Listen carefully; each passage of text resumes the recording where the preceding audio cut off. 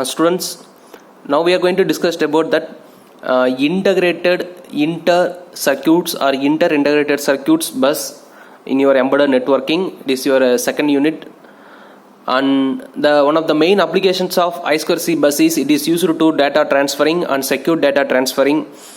In that, compared to that RS-232, 422 and 485, the I2C bus is act as an parallel communication port, and it can able to transfer the data up to 100 kbps speed and 400 kbps capacity and 100% secure data transfer.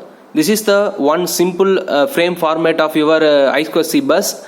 Here the S pin is act as an from master to slave, and it is suppose unable to select mean it is act as in slave to master, and S pin is act as in start condition and P pin is act as in stop condition, and slave address mean at what slave we are giving the data to given to the particular slave.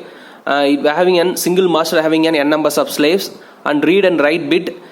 Here note that bind read and write bar. So suppose you are giving us 1 mean it enable the read bin, and 0 mean it enable the write bit. And next one is A, acknowledgement mean it will giving the response to the slave to master. Acknowledgement and data, so what are the data's content we are giving to given, and also again acknowledgement and data, again acknowledgement.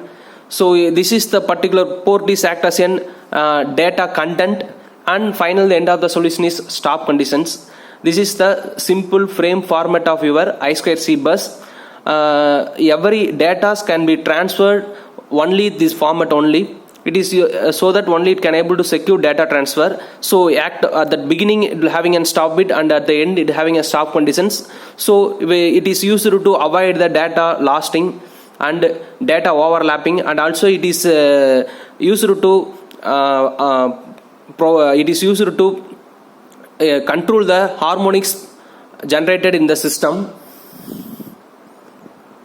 And one of the main applications of your data transferring is CAN bus, control area network. So everybody hear that word CAN bus. Without CAN we could not able to install any more number of computers in a single server. It can only possible only CAN networks. We can possible only CAN we can able to install any multiple point networks. So CAN network, it plays a very important role in a data transferring operations. What are the main feature of CAN network in your embedded system is it will for example the main advantage of our CAN network in embedded system is in your vehicles, car wiring system are only in the CAN format. CAN network plays a very important role in your embedded system design. For example, we are having one example of your CAN network in embedded system. It is an automobile applications like your car, where how to given as the data to that every system by using CAN network. Suppose we are having a CAN bus. The CAN bus is having n numbers of connections. It is used to connect the n numbers of multiple points. For example, having a transmission control node, airbags, anti-lock braking system, cruise control, windows mirror control, and engine control unit. These are all the basic requirements of your vehicle automated control system. So every requirement of basic automated control system is connected by a single CAN bus.